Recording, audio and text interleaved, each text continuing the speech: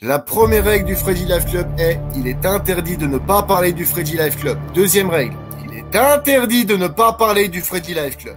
Troisième règle, quelqu'un crie, insulte ou troll, la discussion est terminée. Quatrième règle, seulement un être vivant parle à la fois. Cinquième règle, un seul sujet à la fois. Sixième règle, pas de religion ni de politique.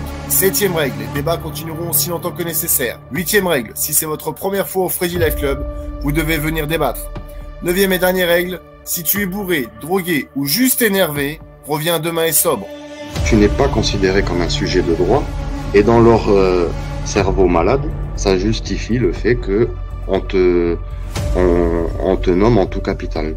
Parce que, capitis diminutio maxima, tu n'es pas un sujet de droit, tu es une marchandise et du bétail. Semblent des marqueurs biologiques qui différencient un homme biologique d'une femme biologique. Les références et allusions que je fais constamment à ces différents marqueurs ne sont pas anecdotiques.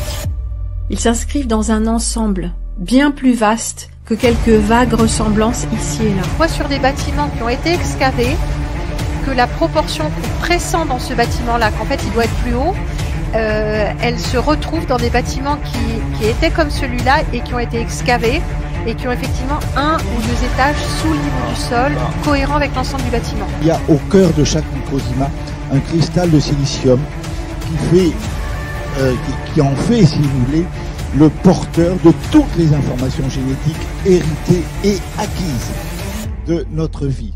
Et c'est présent sur chaque microzima. Il est taquin, je sais pas s'il a fait exprès de mettre le symbole du soleil rouge derrière l'anagramme avec toi.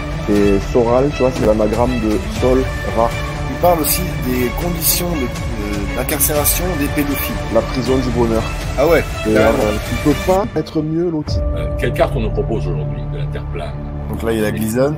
Et le modèle de sa jauge aux terres connues et inconnues, recouvert d'une voûte céleste, et autour duquel tournent le soleil et la lune. La lune, en un mois, fait ce que le soleil fait en un an. D'accord? Il y a la laine de la lune et la laine du soleil. La laine de la lune, c'est sur un mois. La laine du soleil, c'est sur un an. Voilà. Tu l'as? Tu vois? Ouais, je l'ai, c'est celle-là.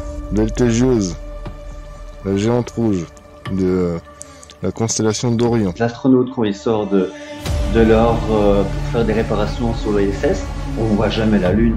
La conjonction entre Vénus et Jupiter. Vénus à droite et Jupiter à gauche. On observe bien une forme d'étoile asymétrique. Ouais. Et elle est bien claire sur cette image.